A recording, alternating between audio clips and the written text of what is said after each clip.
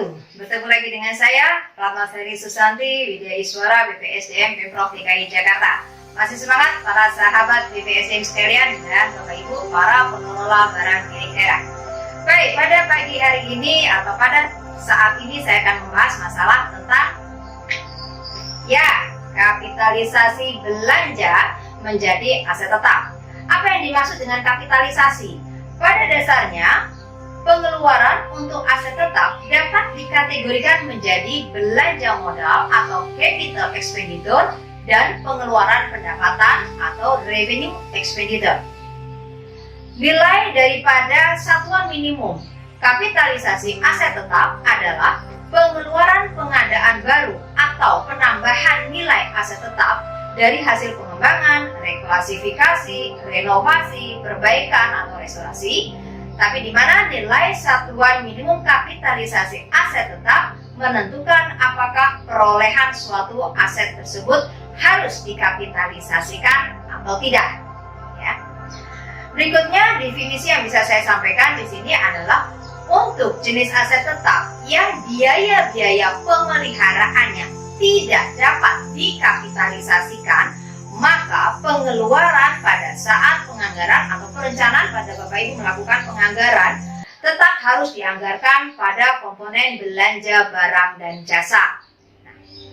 Pengeluaran belanja terhadap pengadaan baru untuk aset yang memenuhi kriteria berwujud, mempunyai masa manfaat lebih daripada 12 bulan, biaya perolehan aset tersebut dapat diukur dengan handal dan tidak dimaksudkan untuk dijual dalam operasi normal pada entitas, artinya apa? Barang tersebut adalah diperoleh untuk digunakan, tetapi nilainya di bawah batasan nilai satuan minimum kapitalisasi, maka hal tersebut harus dicatat terpisah dari daftar aset tetap atau kita masukkan ke dalam komponen barang-barang extra countable, tetapi dicatat pada laporan barang milik daerah.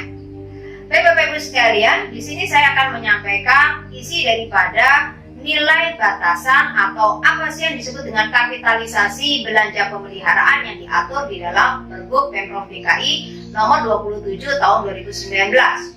Kapitalisasi belanja pemeliharaan yang diatur di dalam Pergub Pemprov DKI Jakarta nomor 27 tahun 2019 adalah suatu pengeluaran belanja pemeliharaan akan diperlakukan sebagai belanja modal atau dikapitalisasikan menjadi aset tetap jika memenuhi 3 kriteria ini.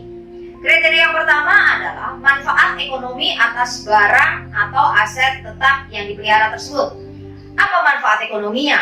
Yaitu bisa bertambah ekonomis, efisiensi, atau bertambah umur ekonomisnya, kita pakainya bertambah lama, atau menambah volumenya, dan yang terakhir atau bertambah kapasitas produksinya. Jadi kriteria pertama adalah manfaat, oke ya. Yang kedua, apa itu? Ada perubahan bentuk fisik dari yang semula dan secara manajemen barang milik daerah tidak ada proses penghapusan. Kriteria yang ketiga adalah nilai pengeluaran belanja atas pemeliharaan barang atau aset tetap tersebut adalah material. Material di sini artinya adalah melebihi batasan minimal kapitalisasi aset tetap yang telah ditetapkan berdasarkan peraturan gubernur. Apa saja? Silakan Bapak Ibu para sahabat BPSDM melihat inilah batasan minimum kapitalisasi terhadap belanja pemeliharaan. Jadi kalau di atas itu kita bisa kategorikan atau bisa kita kapitalisasikan menjadi aset tetap. Tapi hati-hati dilihat dari 3 kriteria tadi. Oke, selanjutnya saya akan memberikan contoh. Contohnya misalnya saja, Dinas Bina Marga Pemerintah Provinsi DKI Jakarta melakukan peningkatan jalan dengan total biaya sebesar 10 miliar rupiah. Kegiatan pemeliharaan tersebut apakah bisa kita kategorikan sebagai kapitalisasi atau kita bisa kategorikan bisa menjadi aset tetap atau tetap menjadi belanja pemeliharaan atau belanja barang dan jasa? Kita jawab ya dengan 3 kriteria tadi. Pertama, apakah manfaat ekonomi atas barang yang dipelihara bertambah ekonomis atau efisien, bertambah umur ekonomisnya, bertambah volumenya, atau bertambah kapasitas produksinya? Jawabannya iya. Kenapa? Karena peningkatan jalan, jadi menambah volume. Oke, pertanyaan yang kedua, ada perubahan bentuk fisik nggak dari yang semula? Ada. Kenapa? Karena jumlahnya peningkatan jalan, misalnya tambah tinggi atau tambah dilebarkan, begitu ya. Jadi jawabannya adalah ya.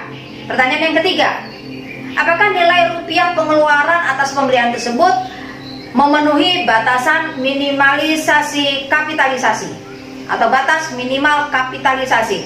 Ya, karena untuk pemeliharaan aset tetap tersebut batasan minimalnya adalah 50 juta rupiah. Sedangkan biaya pembelian yang kita keluarkan adalah 10 miliar. Berarti jawabannya iya. Oke ya, berarti tiga kriteria tersebut kita mengatakan ya. Artinya dapat dikapitalisasikan menjadi belanja modal. Kenapa begitu?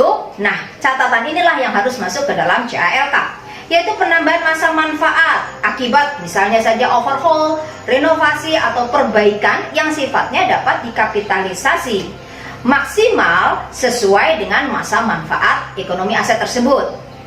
Yang berikutnya adalah menambah nilai aset atau umur aset. Bagaimana sahabat BPSDM sekalian? Masih bingung? Saya kasih contoh satu lagi ya. Oke, Dinas Pendidikan Pemerintah Provinsi DKI Jakarta melakukan kegiatan pemeliharaan atau rehab atas gedung ya, rehab atas gedung kantor dengan melakukan penggantian atas seluruh lantai ruang kerja yang semula lantai itu kita pakai ubin menjadi lantai marmer, dan tidak ada proses penghapusan aset dengan total biaya penggantian lantai tersebut senilai 350 juta rupiah. Apakah kegiatan pembelian tersebut masuk kategori belanja modal atau menambah nilai aset, atau tidak dapat dikapitalisasi menjadi aset tetap atau tetap pada komponen belanja pemeliharaan atau belanja barang dan jasa? Kita jawab dengan 3 kriteria ya. Apakah manfaat ekonomi atas barang yang dipelihara tersebut bertambah secara ekonomis, efisien, bertambah umurnya, atau bertambah volumenya, bertambah kapasitas produksinya? Jawabannya adalah tidak. Kenapa tidak? Volume tidak bertambah, saya hanya mengganti ubin, saya hanya mengganti lantai dari ubin menjadi marmer, begitu. Jadi luasannya tidak berubah. Oke? Kriteria kedua, apakah ada perubahan bentuk fisik semula? Tidak ada perubahan bentuk, yang diganti kenapa? Hanya lantainya saja ya. Yang ketiga adalah nilai rupiahnya memenuhi nggak standar minimal kapitalisasi. Standar di sini kita tetapkan untuk penggantian lantai, di sini ada 15 juta rupiah. Biaya yang kita keluarkan 350 juta rupiah. Berarti melebihi. Jawabannya iya.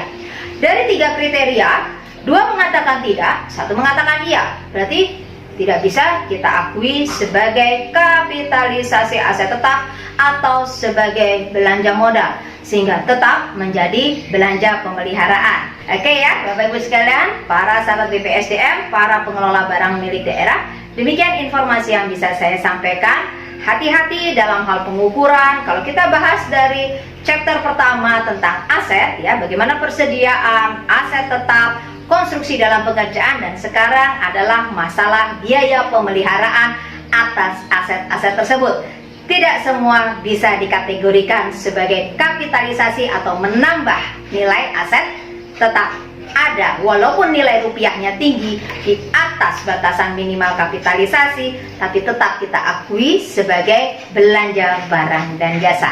Oke, apabila kurang jelas silakan Bapak Ibu para sahabat pencinta BPSDM, silakan komen di bawah video ini. Jangan lupa subscribe dan ketik loncengnya sehingga Bapak Ibu mendapatkan informasi-informasi baru mengenai pengelolaan akuntansi di pemerintahan Provinsi DKI Jakarta. Terima kasih, mohon maaf atas penjelasan saya yang kurang berkenan di hati Bapak Ibu sekalian, para sahabat BPSDM. Saya ucapkan yang benar adalah datangnya dari Allah dan kesalahan adalah dari diri saya pribadi. Wabillahi taufiq wal hidayah. Wassalamualaikum warahmatullahi wabarakatuh.